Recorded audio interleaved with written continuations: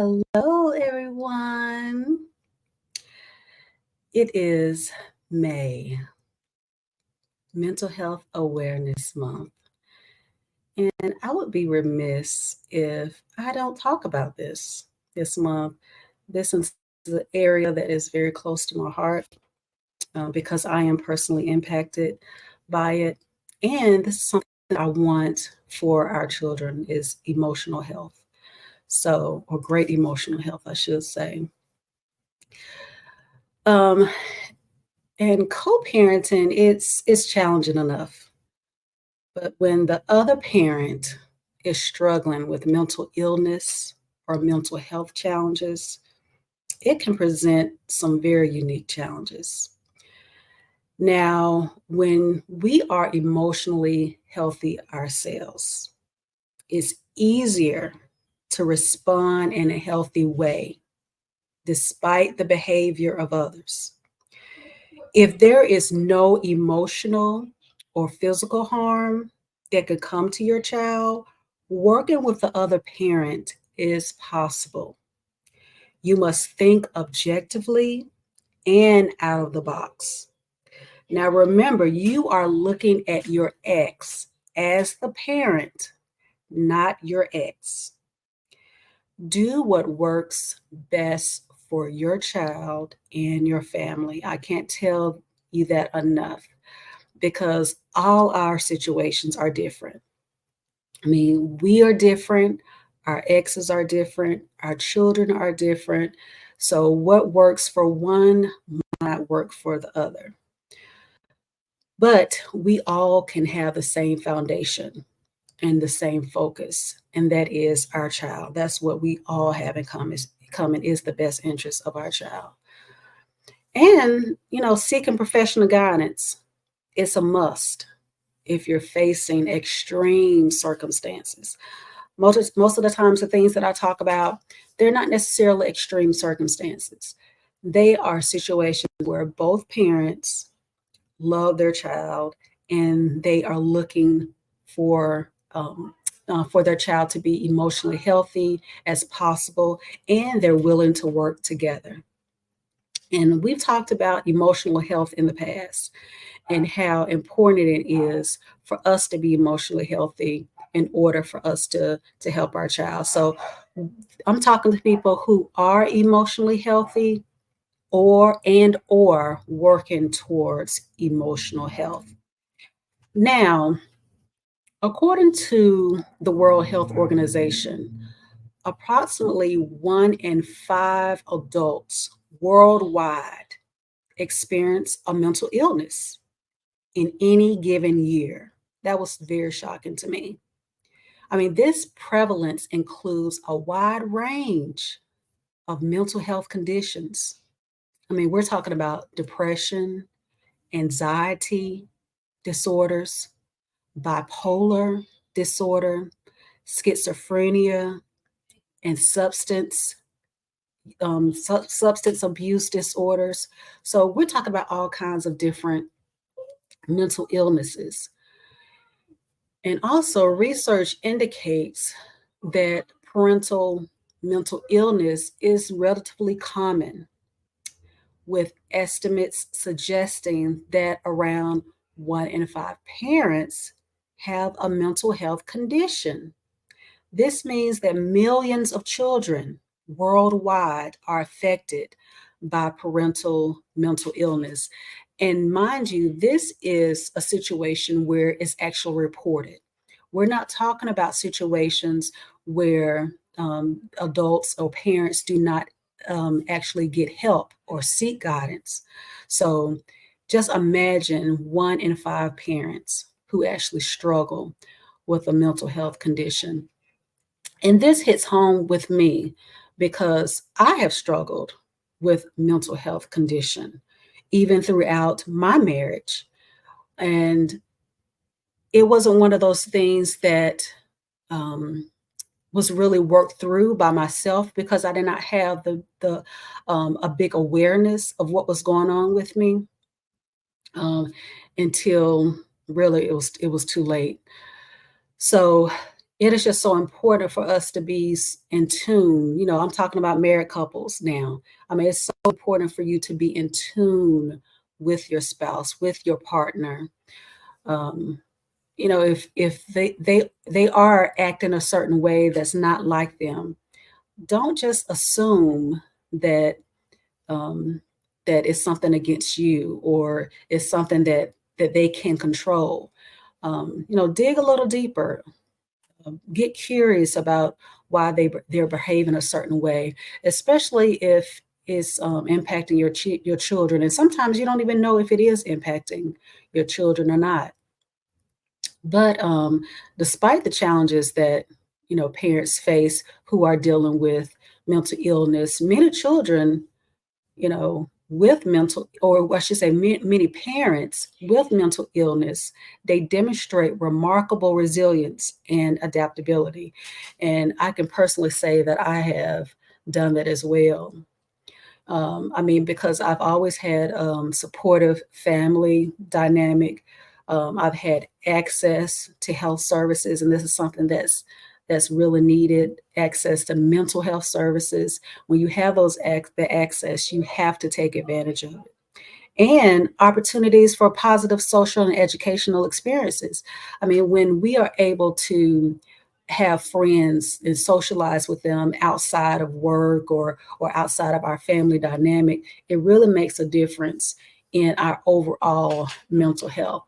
So I want you to think about that as well.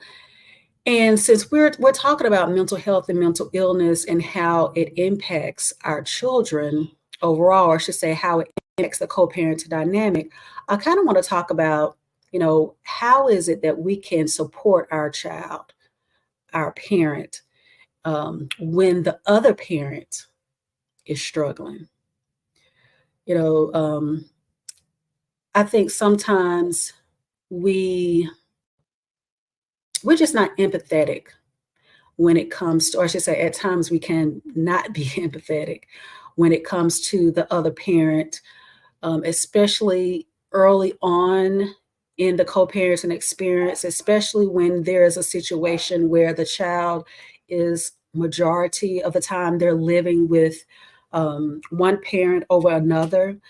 Just imagine the emotional impact that can have on the child and the other parent early on when they go from seeing that parent, seeing that child every day, and then spending time with that child every day, spending time with that parent every day, and then all of a sudden they don't see that child.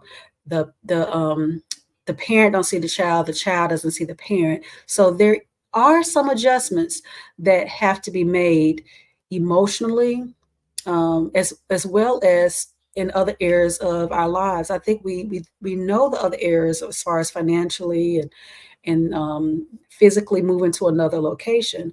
But I think we do not think enough about the emotional and mental impact that has on the child as well as the other parent. And it can lead to some elevation in mental health issues if there's already something there already that hasn't been dealt with and addressed. It's almost like a trigger. And I knew I was dealing with some things in the past, and I had been in therapy, but I had not been on any type of medication. And but once my divorce happened, it caused a trigger in my emotions to where it was nothing that I could really control. So I needed to have further assistance to help to kind of level some things out with me. So I kind of want you to keep that in mind when you're thinking about your personal co-parenting dynamic. Now, one way that we can really support our child um, when the other parent is dealing with um, you know what? How about let's go back and let's talk about just briefly, how it can impact our child. Because I think sometimes we have to talk about how can it impact our child overall, um, before we talk about the struggles of, or how should I should say, how we can actually support them. So we're going to support them with their emotional, the emotional impact. We talked about that earlier, how, just the separation of, and the adjustment that even the child has to make after a breakup or after the divorce. We're trying to deal with whatever issues that we're dealing with emotionally, but our child is as well. So there's an emotional impact. There's an increase of stress and anxiety. I mean, their environment has changed. It's not as predictable as it used to be. So it can be pretty stressful, any type of disruption in the family dynamic. I mean, there's, of course, in the beginning, there's, some strain and there's some instability and possible chaos between the parents. And at times the child can feel stuck in the middle. So just imagine, the stress and anxiety that comes along with that. And also just the role reversal. I think sometimes we don't think about this in the role reversal of how a child feels burdened to take care of their parent because they are dealing with the divorce, whether the child blames themselves or not. And especially in a situation where there's only one child, it's just that child. They don't have any siblings to lean on and to confide in. So they kind of take on that role as, whether it's the parent at that time, temporarily or long term, depending on how much it impacts the child. And also imagine how that can impact the child's emotional development as well. That can really impact them. Uh, I mean, imagine um, the academic and behavioral challenges that a child can possibly have when they're dealing with this, as well. So that just gives you a few overall idea, summary of how it could possibly impact our child when we are um, going through a situation where a parent is dealing with mental health issues or mental illness. So of course there's other things that I can give examples on, but I kind of want to just lay out that foundation just so you can have an overarching idea of the impact of our child, because our child is our focus. We want to have the best environment for our child, right? Yeah, we do. So all right, so I know this might be a little heavy today, but I really want to get this information out to you because it's really been on my heart all month long. I couldn't let this month go by without talking about this, and to kind of put it on your mind to make you aware of some things that, so you can actually think about your own co-parenting dynamic.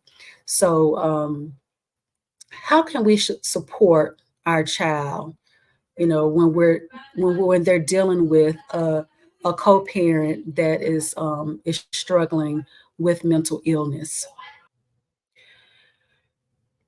Now, communication is a must. As you know, the child first method, communication is the cornerstone of the first child method. Um, and we can't have an effective relationship with anyone, a successful, effective relationship, unless we communicate. So we have to have open communication. We have to have open communication with our child, um, because when a parent is dealing with mental illness, the child knows. The child knows. They might not be able to articulate what's going on, but they know something is not quite right. Whether it's the energy from that parent or something that's said about that parent. And no matter how old that child is, there's age appropriate verbiage that we can use to kind of help explain things to the child to where they understand that it is, that it's okay. And we can encourage them to ask questions, express their feelings, and share any concerns that they have in regards to the other parent.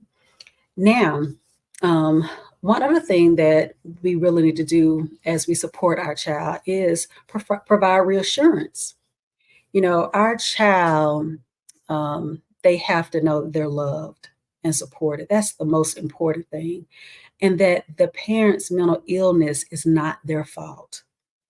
It is so important for them to understand that. And when we offer that reassurance, it's okay, for us to have mixed feelings about the situation. It's okay for the child to have mixed feelings about the situation.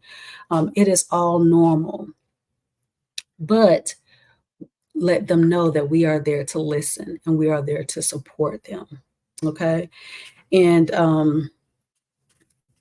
and these conversations, they don't have to be just a one-time thing. A lot of times, I think we fail to address things when they happen.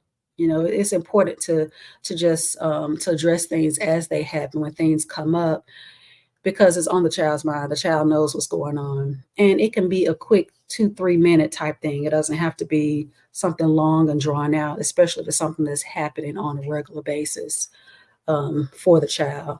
And for us to normalize the child's emotions when we're able to do that, um, and normalize the reactions to the other parent's mental illness. Even though it's an abnormal situation, but we're letting them know that it's normal for, as far as the child's emotions, we're letting the child know that it's normal for them to feel sad, feel angry, to feel confused or worried or whatever, but we're validating their feelings and we're providing them with a safe space for them to express themselves without judgment. Okay. So those are just a few things that we really have to do to support our child when when we're faced with the other parent that is dealing with some mental health struggles and mental illness as well. And I think the most important thing, I should say, the two other most important things I want to mention is, setting those boundaries, because depending on the level or the extent of the mental illness, it's crucial to set clear and healthy boundaries just to protect our child's well-being. But um, we can still set those boundaries while we're supporting the other parent in their situation and their illness. I mean, this can involve limits on communication, ensuring the child's safety, seeking support from other family members and also professionals. Sometimes you need those additional people in extreme circumstances to support you in those situations. And seeking professional help for you and your child. Sometimes it is to the point where you really need to have a therapist to be involved to help your child um, manage and adjust to these situations with the other parent, especially if they are struggling to cope with the parent's mental illness. And please don't disregard any child that might not um, be verbal in um, their responses, or where you actually see something that's going on with them, whether it's their behavior, their academic progress, or whatever the case may be. Because some kids, they've been dealing with it for so long that they learn how to mask just like we do.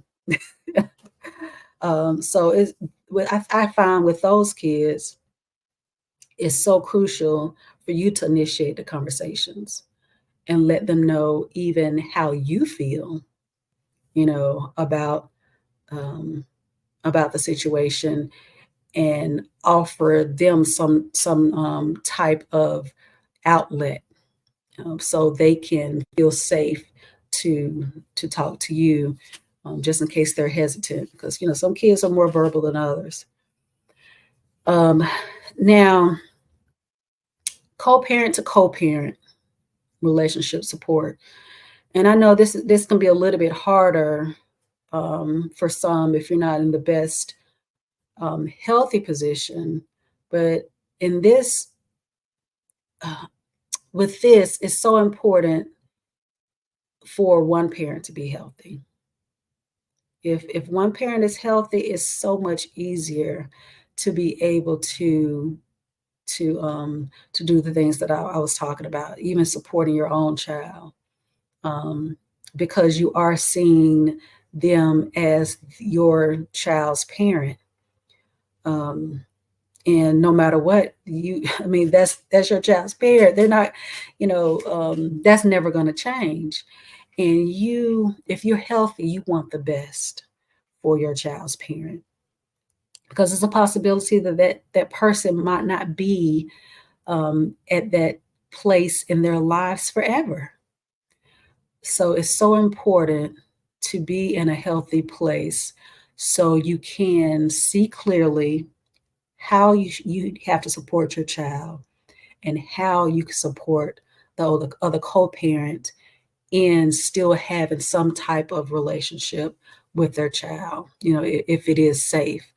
So, and just like I said before, feel free, because I'm not a licensed therapist or mental health professional that specialize in working with children and families. But if you do seek, that professional guidance, or I should say, you can or you should seek that professional guidance, and they'll provide you with, some tailored strategies, and intervention support for you and your child.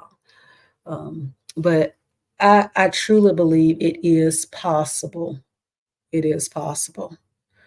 Okay. I know some people have said, well, the child is just better off without having, that parent in their life at all. So, and in so many ways, I can understand that, but just imagine how that child feels. Um, that child is still going to have questions, and it's so much easier, so much better when we present those answers to them and we don't leave them wondering.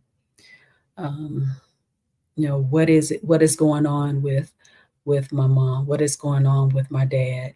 And to reassure them that it isn't their fault, and it's nothing that they have done wrong.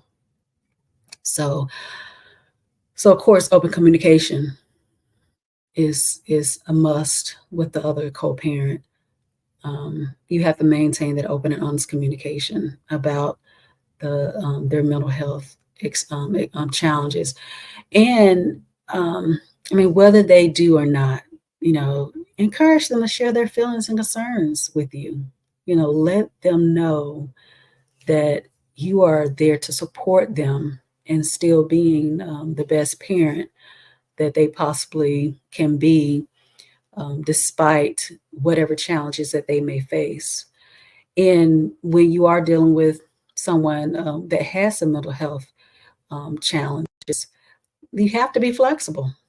I mean, you can't, I'm not going to say expect, but you do have to be flexible. You have to be lenient. You have to, make adjustments.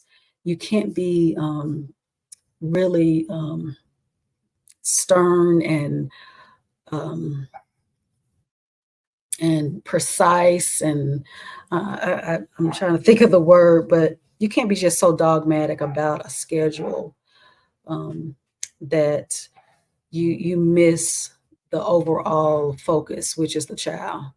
Um, so, um, and that's where communication comes into play, because when we are flexible, we can also hold them accountable as well in in that. So you can let them know, especially if they're missing, um, visitations, you can let them know, if you, I'm trying to work with you, but if you continue to miss these, the time frames that we've set, then it's a good possibility that your child might not want to see you anymore.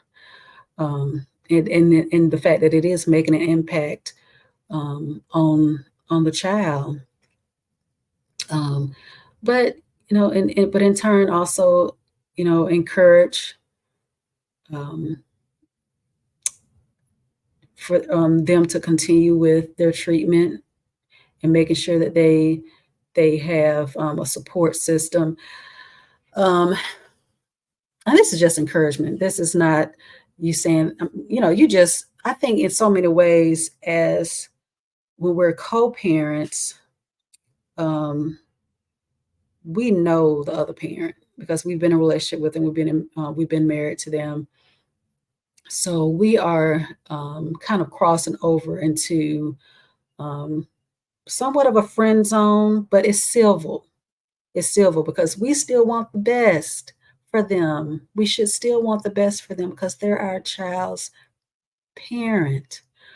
I know some of these things might seem far-fetched in regards to what it is that we should be doing for them, or offering encouragement and stuff like that. But this is a new way of co-parenting. It's a new way of co-parenting. Yes, that chapter in our lives is closed with them, but it never closed for our child. That chapter, I mean, that is always going to be open for our child. Um, and I think it's so important for us to even educate ourselves on whatever it is that the other co-parent might be dealing with, just so we can have some type of knowledge about and some kind of compassion and empathy for them. And then we can also educate our children as well, as far as what their mom or their dad might be dealing with. So, yeah, it's hard looking outside of ourselves when we have had this person as our partner to look at them in this way, but it is possible. It is possible. I just want to continue to let you know that this is possible. Um, and I believe in turn our children will be emotionally healthy, or I should say more emotionally healthy, when we are open, when we are transparent. Um, and they will see how we handle their um, their other parent, because they still love them, and we still want to encourage them to love them, despite whatever situation that their parent might be in. Um, I mean, that's unconditional love. We're showing our child unconditional love, and how they should actually model it, in their relationships. We're showing them some positive um, coping skills as well. When they're able to express things to us about their co-parent and the situation, and then when they have some emotional things going on with them, they're able to talk about them and navigate those situations, navigate those feelings, and it really increases emotional intelligence for them. Um,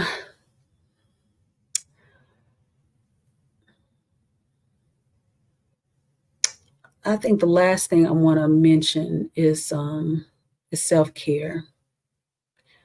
During this time when, um, just like I said, depending on the extent of the mental illness, it is times where it can be kind of overwhelming in so many instances. So we have to make sure that our child is prioritizing activities, that promote physical, emotional, and mental well-being.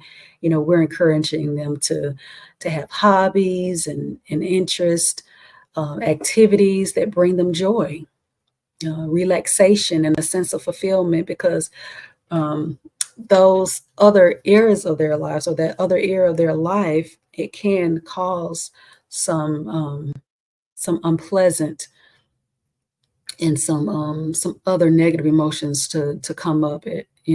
Especially when they're getting used to dealing with a parent that has a mental health struggles. So so just having them to focus on their self-care, that goes a long way. And as they get older, they'll know how to take care of themselves in those ways, where when they do have situations that are challenging for them, they will be able to have a healthy outlet that that will really help them to get through.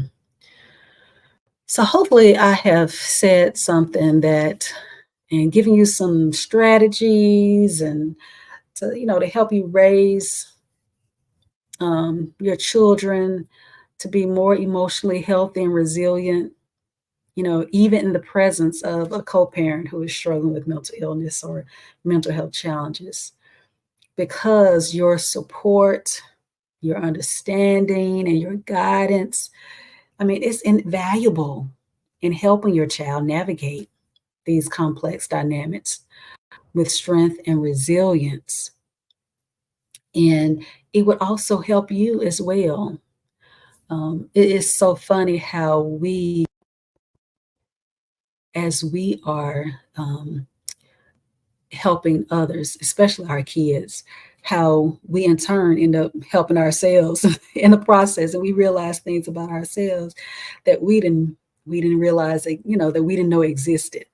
So I just so hope that something that I said today really, really helped you. I know it was a little heavy today, because mental illness, mental health, it's not um, necessarily a happy thing, but it's something that's real, and I'm real, and it's something that I deal with, something that I manage with help and support. And I've done all of this stuff that I've talked about today. I mean, I've done all of it, and